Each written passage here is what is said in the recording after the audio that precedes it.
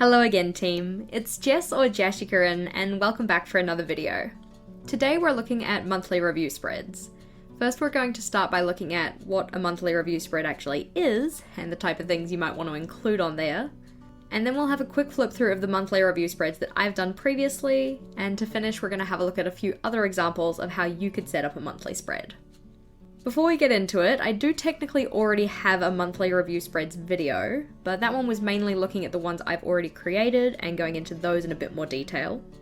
There's a link to that one in the cards above if you wanted to check it out, but it is one of my older videos, so no judgment please. Back to what we're doing today though. So what is a monthly review spread?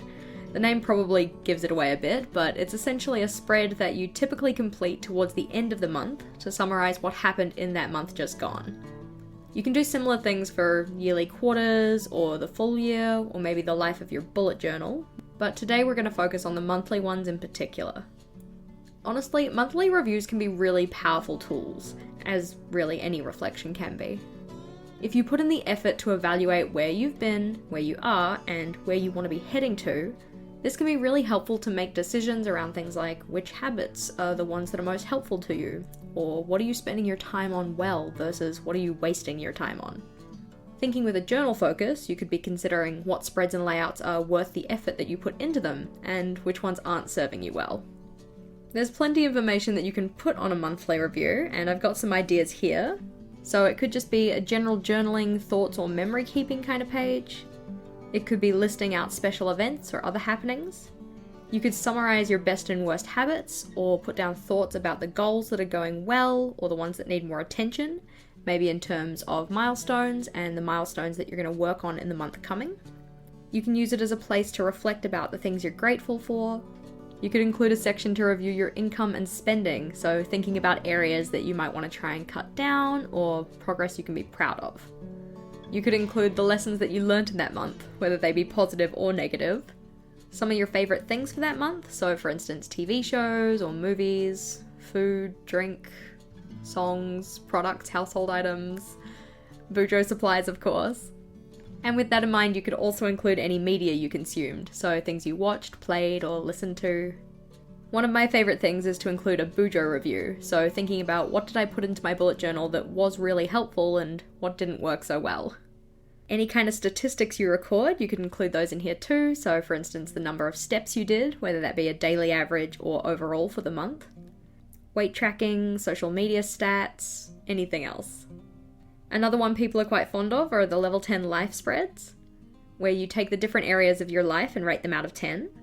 You could reflect on your intentions for the month coming, so things that you want to try or goals that you want to focus on, the next action steps you have for the goals you're currently working on. Of course, you can also put your intentions for your bullet journal, so for instance, plan out your monthly theme or colour palette, think about the pages that you might want to change or scrap or try new. Another that's related to goals, or doesn't necessarily have to be, you could have your accomplishments or challenges, anything that you want to start, stop, or continue doing. You can record any major progress you made on any of your projects. I know a lot of people like to do a feeling, watching, reading, making, eating, drinking, thinking, all of the ones that end in an ing kind of section. Then of course you can just use it for personal reflection and anything else. This isn't an exhaustive list, and of course not all of these things will work for everyone, so take the ones that you think would be of interest to you, leave the ones or change the ones that wouldn't. The next question really is, well, how do you set that up? Having a look at my month in review spreads, the first one that I did was back in September of 2017. The layout for this was inspired by Cindy of Llama's Love Lettering, but I think that she likely got this layout from Sublime Reflection.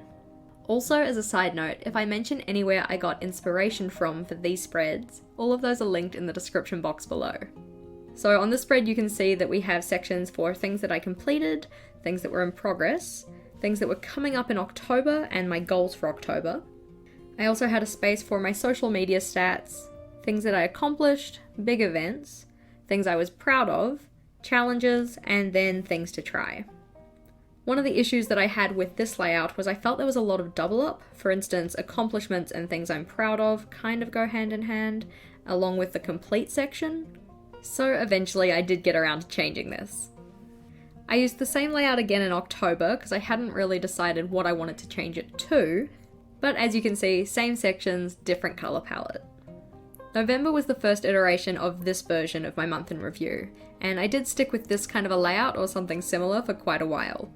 So in this one we still have the memories, accomplishments, social media stats, and to try sections, but along with this we also have my money in, money out, and total. We have a review of my bullet journal, so things I did like and things that didn't really work, an overall lesson learned, and then this section here was for each of the different categories of my life, something that I accomplished during November, and an intention for December. Along with that, down the bottom I also had my top 3 and worst 3 habits. This general layout was one that I actually quite enjoyed, and I stuck with it for a while. I did make some small changes to the sections as we go through though. So for December I kept it mostly the same. I did change the to try section to a by 2017 section though. Mostly because I did a bunch of other pages that were reviewing the year as a whole.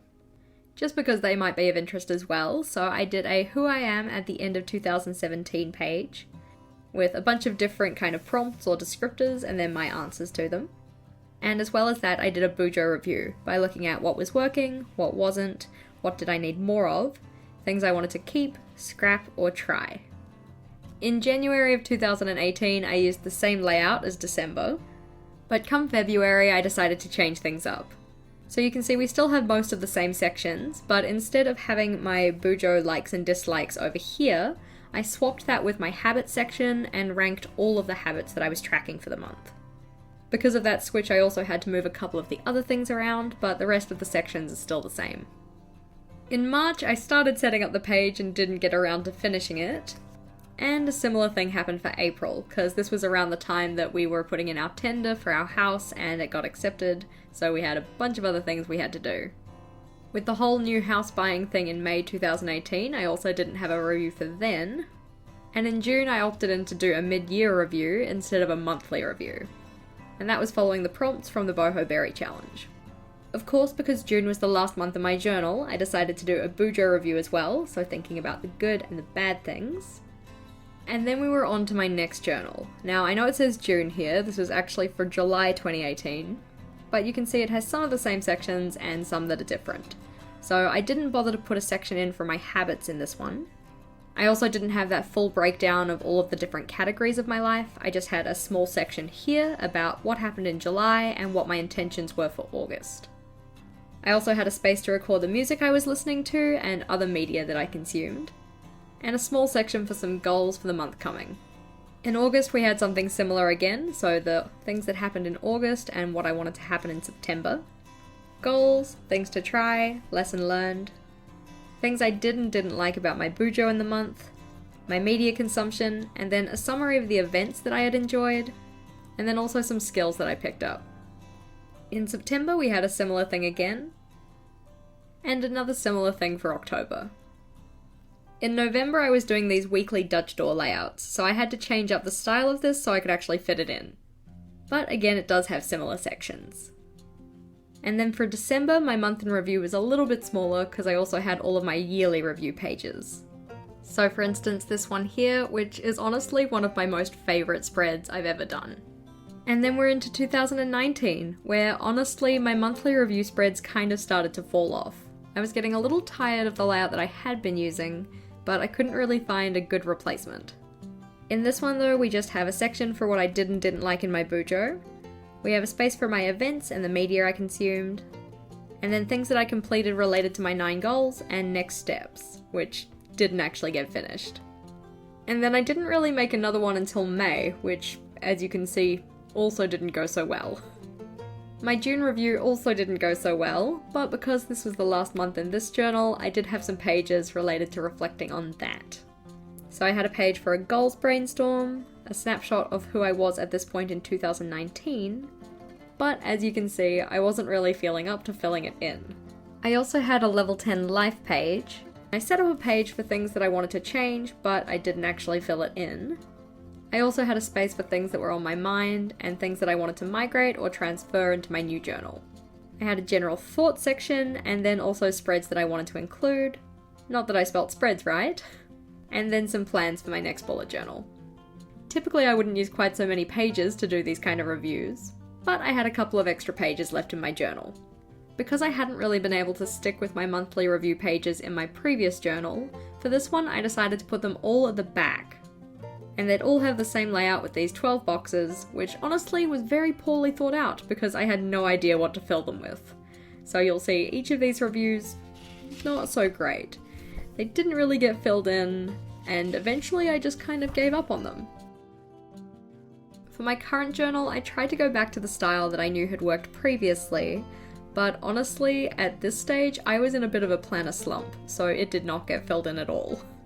I did a small month in review page for March, but this was mainly from media consumed. And then in April, I decided to do a similar thing. So my month in review was mainly focused on media consumption, but we had a space for TV, games, movies, books, and then also events and memories. I found recently that this simpler style has been working well. So I set up something similar for May, where I have a space for my books that I'm reading, TV shows I'm watching, as well as movies, munchies or food, music, and then any other memories. Ideally, I also would have put a section in here for games, but I forgot that one. As you saw, my relationship with the monthly review spread has been a little bit hit and miss. Sometimes it's worked out really well, and other times I just have not filled it in. That's why it's important to select things to put on your monthly review that you actually care about. If you care about it, you're more likely to fill it in. Having a look at a couple of other examples of monthly review spreads though. This one's a bit more simple and is essentially just a bunch of running lists. This one was inspired by Olivia of Flying Paper Words over on Instagram. But as you can see, we just have a bunch of different sections that you can just write some bullet point notes about. Of course, in this version, I've just put the titles in first, but if you wanted to make sure you didn't have any wasted space, you could just write out one section and then do the next title, and then write that section out and do the next title, so that you don't end up with any wasted space in between sections. This one's a little bit more intricate and was inspired by the Red Fern Throws over on Reddit. But on this one we have all of those ING sections, so feeling, watching, reading, loving, making, and munching. We have a section for the best and worst of the month, along with what's coming up next. And then this page is for a level 10 life. I've just done 8 categories here, but you can see they're all color-coded, and then the length of each section indicates how well you're doing in that section. So for instance, in the work section, which is quite small, you're maybe not doing quite as well as you want to, whereas in this larger section, which is in black for social, that area of your life would be going quite well. You can also include dashed lines to indicate what your score was last month. So you can see for the work section, this one's gone down compared to last month, whereas this yellow section for home has gone up compared to last month. If circles aren't really your thing, you could do this as a square tracker or a bar or line graph, but I do think it's a cute way to review the month. Of course, you can get a bunch of inspiration from other places as well, and one of my favourite places to go is Pinterest. Recently I set up a Pinterest board for month in review spreads, so if you wanted to check that out, there is a link to that in the description box below. Some of my favourites though would have to be these ones from Lenny of Lenny Does Things over on Instagram. I really love the way she includes different styles of lettering and doodles, as well as making it a little bit more scrapbook style with pictures and tickets and stuff like that. Also the ones from Erin of Erin Floater Designs, because I really enjoy the simple but visually effective design. That, and I'm a total sucker for the craft paper notebooks. Hopefully those ideas were helpful for you guys, and I'd love to know, do you do monthly review pages? If so, what do you find useful to include? And if you don't, what would you include if you did? Thank you for watching, team. If you liked today's video, please do make sure to give it a big thumbs up, and if you wanted to see more from me, feel free to go check out one of my other videos. Until next time, bye!